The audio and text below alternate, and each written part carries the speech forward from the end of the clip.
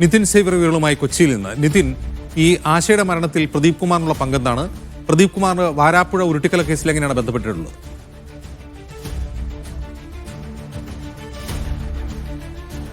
അതായത് ഇന്നലെ ഉച്ചയോടെയാണ് ഈ ആശ ബെന്നിയെ വീട്ടിൽ നിന്നും കാണാതാവുന്നത്. പിന്നീട് ഇവരെ സമീപത്തുള്ള പുഴയോരത്ത് നിന്ന് ഇവരുടെ മൃതശരീരം ലഭിക്കുകയായിരുന്നു. ഇവരുടെ വീട്ടിൽ ഇവർ ആത്മഹത്യയെക്കുറിപ്പ് എഴുതി വെച്ചിട്ടാണ് ഇവർ ആത്മഹത്യ ചെയ്തിട്ടുള്ളത്, മരിച്ച ആശ ബെന്നി.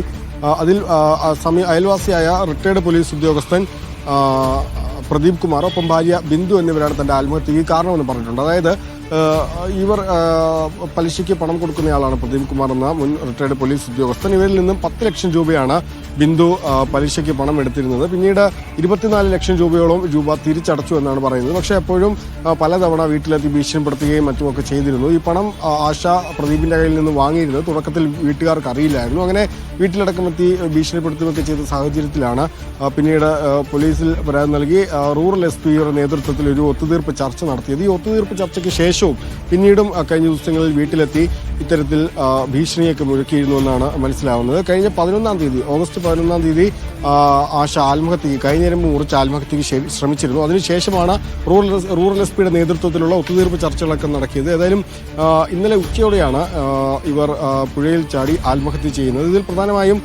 വലിയ പലിശയ്ക്കാണ്, അതായത് 1 ലക്ഷം രൂപയ്ക്ക് 10,000 രൂപ എന്ന നിരക്കിലായിരുന്നു പണം പലിശയ്ക്ക് റിട്ടയർഡ് പോലീസ് ഉദ്യോഗസ്ഥൻ നൽകിയിരുന്നത്. ഇയാൾ 10 ലക്ഷം രൂപയാണ് ഇയാളിൽ നിന്നും ആശ വാങ്ങിച്ചിരുന്നത്.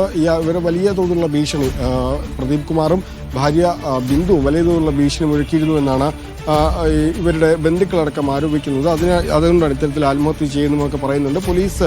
റിട്ടയർഡ് പോലീസ് ഉദ്യോഗസ്ഥനാണ് ഇയാൾ നിലവിൽ വീട്ടിലില്ല. നമ്മൾ ഇയാളുടെ വീട്ടിൽ പോയി നോക്കിയിരുന്നു. വീടടച്ച് ഇന്നലെ വൈകിട്ട് തന്നെ സമീപവാസികൾ പറയുന്നത് ഇന്നലെ വൈകുന്നേരം മുതൽ ഇവരെ കാണാനില്ല എന്നാണ്. ഏതായാലും വീടടച്ചിട്ടിട്ടുണ്ട്. ഇവർ രണ്ടുപേരും നിലവിൽ ഇവിടെയില്ല. അസ്വാഭാവിക മരണത്തിനാണ് നിലവിൽ പോലീസ് കേസെടുത്തിട്ടുള്ളത്. ബന്ധുക്കളുടെ പരാതി അടക്കം നൽകുന്നതോടെ ആത്മഹത്യാ പ്രേരണ കുറ്റം അടക്കം ചുമത്തി കേസെടുക്കുമെന്നാണ് മനസ്സിലാവുന്നത്. ഏതായാലും ഈ പോലീസ് ഉദ്യോഗസ്ഥനായ പ്രദീപ് കുമാർ നേരത്തെയും വാർത്തകളൊക്കെ വന്നിട്ടുള്ളതാണ്. അതായത് 2018 കേരളത്തെ ഞെട്ടിച്ച വരാപ്പുഴ കസ്റ്റഡി കൊലപാതക കേസിൽ അന്ന് ഈ കൊല്ലപ്പെട്ട യുവാവിന്റെ വീട്ടുകാരിൽ നിന്നും ബന്ധുക്കളിൽ നിന്നും പണം കൈക്കൂലി വാങ്ങിയ കേസിലെ പ്രതിയാണ് അയാൾ. അന്ന് ക്രൈംബ്രാഞ്ച് അടക്കം ഇയാളെ അറസ്റ്റ് ചെയ്തിരുന്നു, സസ്പെൻഷനും നേരിട്ടിരുന്നു. അന്ന് ഇത്തരത്തിൽ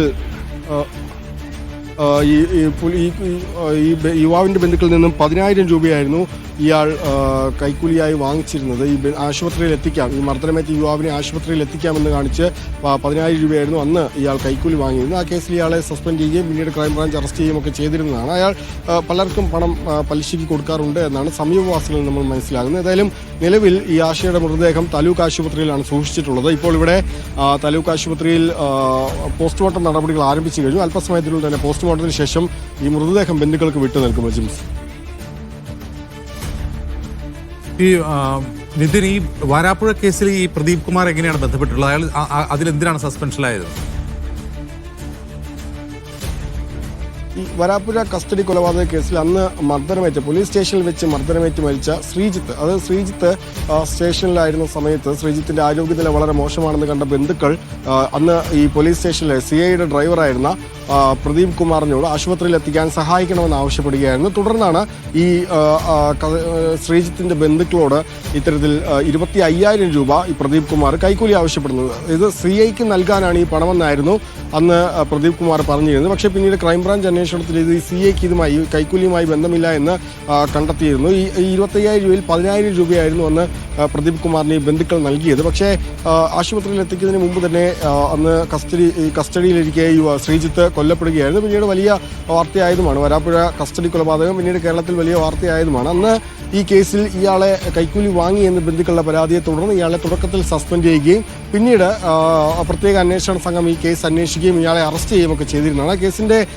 നിലവിലെ ഒരു അപ്ഡേഷൻ എന്താണെന്ന വിവരങ്ങൾ ഇപ്പോൾ നമ്മൾ അന്വേഷിക്കുന്നുണ്ട്. ഏതായാലും ആ കേസിൽ ഇയാളെ അന്ന് അറസ്റ്റ് ചെയ്തിരുന്നതാണ്. പിന്നീട് ഇയാൾ കുറച്ച് നാളുകൾക്ക് മുമ്പാണ് റിട്ടയർഡാണ്. നിലവിൽ മറ്റു പലർക്കും ഇയാൾ ഇത്തരത്തിൽ പണം പലിശയ്ക്ക് കൊടുക്കുന്നുണ്ട് എന്നാണ് മനസ്സിലാകുന്നത്. നിലവിൽ പോലീസിൽ നിന്ന് തന്നെ ഒരു കിട്ടുന്ന വാർത്ത അനുസരിച്ച് ഇയാൾ കൈക്കൂലിയൊക്കെ വാങ്ങിയിരുന്ന ഒരു ഉദ്യോഗസ്ഥനാണ് എന്ന് പോലീസിൽ നമുക്ക് വാർത്ത ലഭിക്കുന്നുണ്ട്. അങ്ങനെ കൈക്കൂലി വാങ്ങിച്ച സമയത്താണ് ഈ തരത്തിൽ അന്ന് ക്രൈംബ്രാഞ്ചിന്റെ പിടിയിലാകുന്നത്. ഏതായാലും നിലവിൽ ഇയാൾ എവിടെയാണെന്ന് പോലീസിന് ഉറപ്പിച്ച് പറയാൻ കഴിയുന്നില്ല. ഇന്നലെ വൈകിട്ട് ഈ വാർത്ത പുറത്തു വന്നതിന് പിന്നാലെ തന്നെ ഇയാളും ഇയാളുടെ ഭാര്യയും നിലവിൽ ഈ വീട് പൂട്ടി ഇവിടെ നിന്നും മറ്റങ്ങോട്ടോ മാറിയിട്ടുണ്ട്. ജിംസ്.